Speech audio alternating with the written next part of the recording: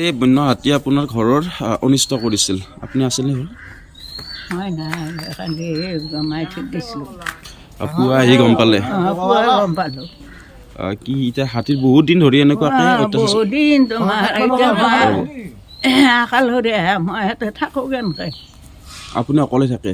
অকলে মোৰ কৈছোঁ মোৰ দুখৰ কেনে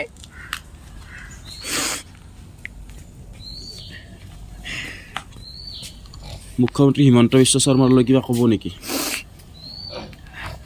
পইচা পাতি পঠালি ভাল হ'লে মই ঘৰটোৱে সেইটো এনেকৈ থাকি ভাল কৰিব বেটাকেইটা মৰি গ'ল। অলপমান মোক পইচা পাতি দিলি ভাল হ'লে মই নহ'লে বাচি থকা কেনেকৈ থাকোঁ।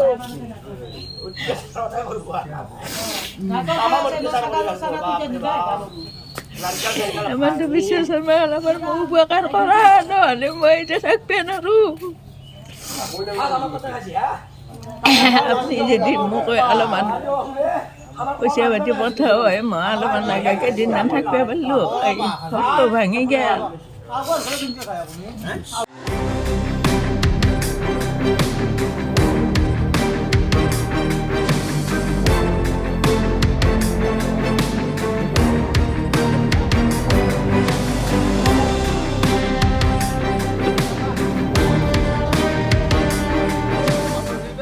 কালি বন্য হাতী আপোনাৰ ঘৰৰ অনিষ্ট কৰিছিল, আপুনি আছেনে? মই নাই, কালি জমাই থৈ দিছিলোঁ। পুৱা আহি গম পালে? পুৱা গম পালোঁ। কি এতিয়া হাতীৰ বহুত দিন ধৰি এনেকুৱাকে বহুত দিন তোমাৰ এতিয়া মই আকালৰে মই ইয়াতে থাকোঁ কেনেকৈ? আপুনি অকলে থাকে? অকলে মোৰ কৈছোঁ মোৰ দুখৰ কেনে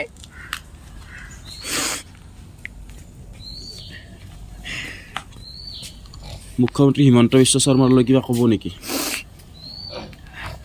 পইচা পাতি পঠালি ভাল হ'লে মই ঘৰটোৱে সেইটো এনেকৈ থাকি ভাল কৰিব বেটাকেইটা মৰি গ'ল।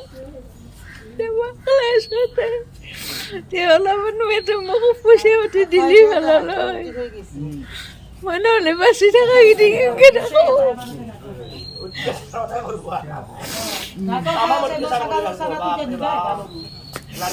হিমন্ত বিশ্ব শৰ্মাই অলপমান মোক উপকাৰ কৰা নহ'লে মই এতিয়া থাকিব নোৱাৰোঁ।